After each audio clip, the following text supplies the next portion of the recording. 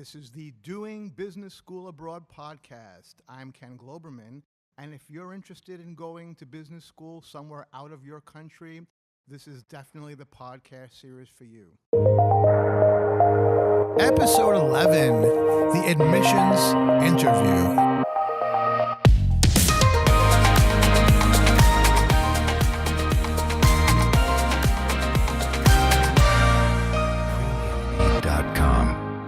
Welcome back to our Doing Business Abroad podcast series. We are up to episode 11, where we'll be talking about the admissions interview. We're getting to the final stages of our series, and therefore we are getting to the final stages of your admissions process. And in fact, the interview is a signal that generally you are towards the end of the process. It's another really important factor that schools take into consideration. Obviously, now they've looked at metrics, they've read references, and now they want to meet you, right? So most schools have an interview process. Not all schools do. There are some that don't.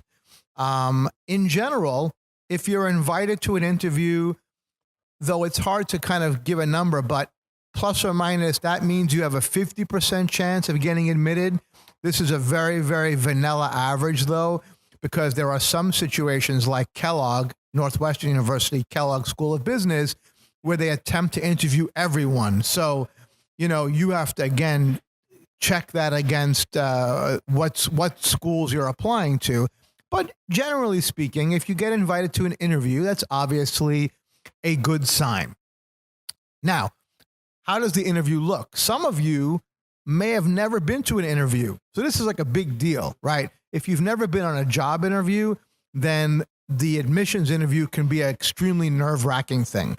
If you've been on a job interview, well, you can expect the admissions interview won't be too different. Let's just kind of talk about some of the important things regarding dealing with the interview. First of all, there is going to be the option, depending on the school, of doing an interview via Skype, for example, or phone, versus doing an in-person live interview. So in-person live interviews where you can make a greater impression can also be cost prohibitive. Some schools may not even invite you to the school to have the in-person interview. So again, you have to check, right? What does your school provide as an option for you?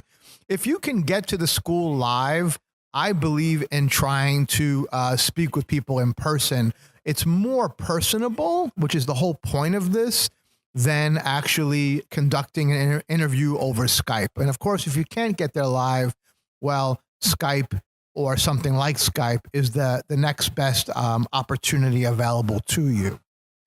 Now, let's talk about some of the common questions that you might see posed at you when you're at the admissions interview. So obviously, one of the things they're going to ask you about is if you happen to be working or if you have work experience, they're going to ask about your job, right? So you have to be prepared for that. Be prepared to talk about your CV, right? You need to be able to explain to someone who doesn't work in whatever industry you work in what you do for a living, such that they get it, right? So if you're a C+ or Java script programmer, right, and you're talking to an admissions person who's not technical, you probably want to be able to explain your job to a layman, right? Don't get into technicalities. What is the impact you're making? Think about your job and describing your job as the impact you make on your company, on whoever your customers are. Now, your customers may be external, they may be internal, but whoever your work goes to, whoever benefits from your work, what value are you bringing? For example, my early job at Y&R, I was a media analyst, right? So we did all kinds of reports and analyses on targeting, behavioral profiling. Some of the stuff you see Facebook getting in trouble for today, but just with a lot less sophisticated data 20, 25 years ago. If I was describing that to someone who doesn't work in the media advertising industry, I would probably have described it as, and I did in interviews in the past, what we do is help our clients spend their money in advertising more wisely. We help our clients get a better return on investment for the money that they put in our advertising agency's hands. And people will get that. So you want to be able to explain your job in terminology people understand. Besides your professional background, what other questions might you expect to hear?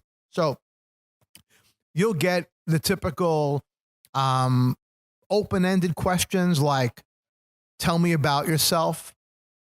So it sounds like a simple question, but that's a nice conversation starter that some people handle better than others. Tell me about yourself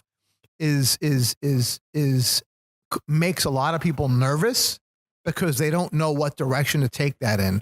So you want to be prepared for these types of open-ended questions so that you can come in with a nice, clear, succinct answer. Moreover, one of the skills you have to develop in interviewing is know when to stop talking. I'll tell you that's something that I have had to learn in my life, as I tend to ramble on and on. And if you've been listening to this podcast series, you probably can say the same, right? You can corroborate that fact. Well, I've had to learn in different situations how to sort of shut myself off, when to stop, right? So if you get an open-ended question, you want to make your points and then pause. Let the interviewer come back with their next question. You want to have that dead air just to give them a chance to ask you something else. Now, some other questions might be, for example, why an MBA or why a master's in management? Why now? Another open-ended question. Be prepared for that. Succinct, tight, powerful answers. And then, why this school? Why Assad? Why London Business School? Why Kellogg? Why NYU? Be prepared. Know your facts, basic highlighted facts. What makes that school special to you? How will you contribute to the student body here? How would your coworkers describe you? Now, we talked about this in the podcast edition about your essay samples. So it may come up here and you may have to answer the same question verbally. How would your friends describe you? What does leadership mean to you? So these are the kind of questions to expect. You might also see something like, what do you do day to day? Or what do you do for fun? Or something kind of more on a personal nature. So be prepared for all these types of questions. There is nothing that's out of bounds that you're going to know about, at least, okay? And there's many, many different questions that you can you're going to have to possibly deal with when put in the situation of the interview. I think the main thing, though, is that, do your best not to get too stressed. You want to go in prepared, but you want to go in confident and relaxed. You don't want to be too stiff.